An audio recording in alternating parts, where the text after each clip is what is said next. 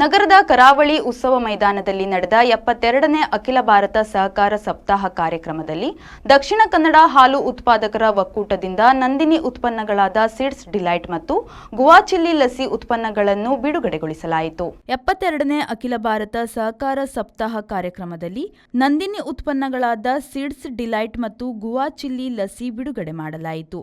ಈ ಸಂದರ್ಭದಲ್ಲಿ ವಿಧಾನಸಭೆಯ speaker UT Khader, SSC DCC ಬ್ಯಾಂಕ್ನ ಅಧ್ಯಕ್ಷರಾದ ಡಾಕ್ಟರ್ ಎಂಎನ್ ರಾಜೇಂದ್ರ ಕುಮಾರ್, ಕರ್ನಾಟಕ ರಾಜ್ಯ ಸಹಕಾರ ಮಹಾಮಂಡಳದ ಅಧ್ಯಕ್ಷ ಜಿಟಿ ದೇವೇಗೌಡ, ಶಾಸಕರಾದ ವೇದವ್ಯಾಸ ಕಾಮತ್, ಐವನ್ ಡಿಸೋಜಾ, ಡಾಕ್ಟರ್ ಮಂಜುನಾಥ್ ಭಂಡಾರಿ, ಕಿಶೋರ್ ಕುಮಾರ್ ಬೋಟ್ಯಾಡಿ, ಶಾಸಕ ಯಶ್ಪಾಲ್ ಎ ಸುವರ್ಣ, ನರ್ಬಾಡ್ ಮುಖ್ಯ ಪ್ರಬಂಧಕ ಡಾಕ್ಟರ್ ಸುರೇಂದ್ರ ಬಾಬು, ದಕ್ಷಿಣ ಕನ್ನಡ ಹಾಲು ಉತ್ಪಾದಕರ ಸಹಕಾರಿ ಸಂಘಗಳ ಒಕ್ಕೂಟದ ಅಧ್ಯಕ್ಷ ರವಿರಾಜ್ ಹೆಗ್ಡೆ ಮತ್ತಿತರರು ಉಪಸ್ಥಿತರಿದ್ದರು.